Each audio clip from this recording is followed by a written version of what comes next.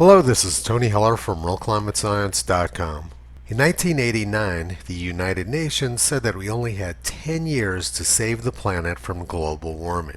They said that if we didn't stop global warming by the year 2000, island nations like the Maldives would drown. And 32 years later, the United Nations made the same warning that island nations like the Maldives were going to drown if we didn't stop global warming. But the Maldives are still there. This is what they look like this morning. And in fact, islands like the Maldives have been growing larger over the past 6 decades. The reality is that island nations like Sri Lanka are suffering from a different crisis. They're going bankrupt and having fuel shortages because of extremely high fuel prices driven by climate policy. Their beaches aren't going underwater, but their economies are. Joe Biden promised to shut down the essential fuel supplies which countries like Sri Lanka and the rest of the world depend on for their survival. But kiddo, I want you to just take a look, okay? You don't have to agree. But I want you to look in my eyes. I guarantee you, we're going to end fossil fuel, and I am not going to cooperate, okay? And as a direct result of Joe Biden's promises, energy has become unaffordable and unavailable. Biden's policies have brought Europe to the brink of a general energy collapse. So let's take a look at what's driving this sort of bad policy. In 1989, the United Nations said that Greenland was melting and rising sea levels as a result were going to drown island nations. The press and government agencies are still making the same claims today. Greenland is melting even faster than experts thought. Greenland ice loss much faster than expected. Collapse of Greenland ice sheet. Science.org. The Great Greenland Meltdown. Scientific American. Greenland is melting faster than at any time in the last 400 something.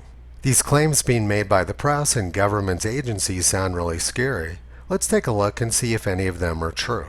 Greenland's largest glacier, the Jakobshavn Glacier, melted very quickly from 1851 until 1964.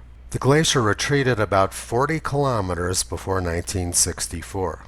But in recent years, the Jakobshavn Glacier has actually been growing. New NASA data shows that Jakobshavn Glacier grew from 2018 into 2019, making 3 consecutive years of growth. Temperatures at the North Pole have been below the 1958 to 2002 average every day for the past 2 months. It may turn out to be the coldest summer on record at the North Pole. This data is from the Danish Meteorological Institute, which also tracks melting on the Greenland ice sheet.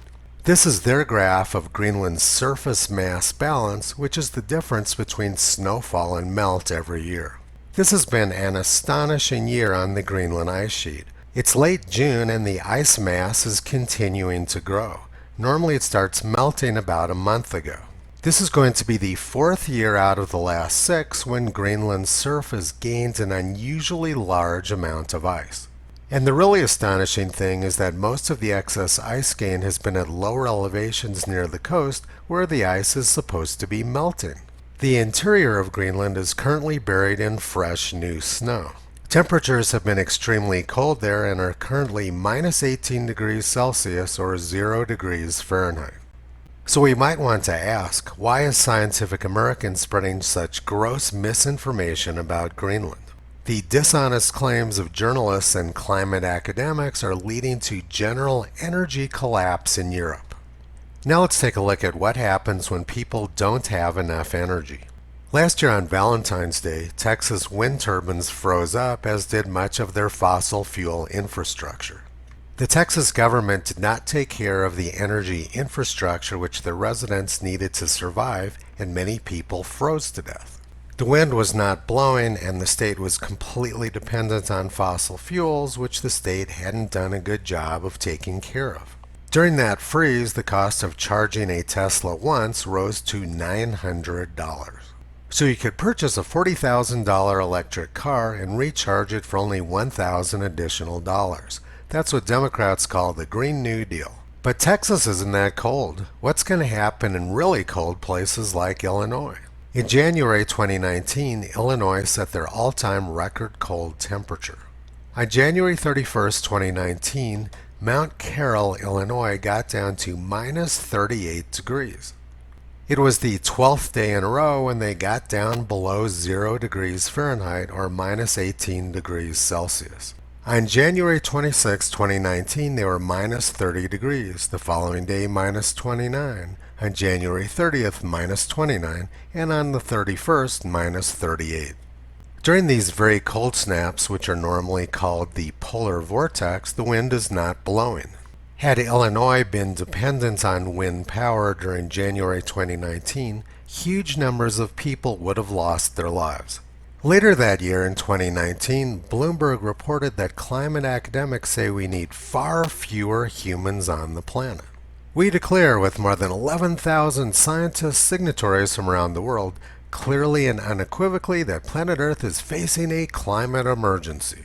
There's no faster way to reduce world population than to make energy unavailable during very cold periods in the winter. Academics have been wanting to reduce Earth's population for a very long time. In 1969, the United Nations, the New York Times, and leading academics were promoting the idea of poisoning the food and water supply of third world countries. They said that poisoning people was necessary to reduce the world's population. So we might ask, what are the unintended or intended consequences of this sort of misinformation from the United Nations? The world is facing a global food crisis, but the Biden administration has chosen to use the food supply to create fuel. They apparently believe it's necessary to starve people in order to save them from future global warming. Tomorrow is a very big day at the United States Supreme Court. In 2009, the Obama-Biden administration gave unelected bureaucrats at the Environmental Protection Agency the ability to shut down power plants based on their own climate propaganda and misinformation. This was known as the EPA endangerment finding. Tomorrow, the Supreme Court will rule on whether the power to freeze and starve Americans should be left up to elected officials rather than unelected bureaucrats working for the White House. If the Supreme Court does the right thing, you can be 100% certain that there will be massive wailing and gnashing of teeth from Democrats and the left. So grab your popcorn. Tomorrow's show should be pretty entertaining.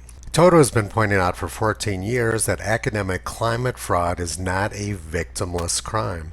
It threatens the lives and well-being of billions of people around the world. You can visit Toto, Kyrie, Caesar, Upala, and Toki on the web at realclimatescience.com.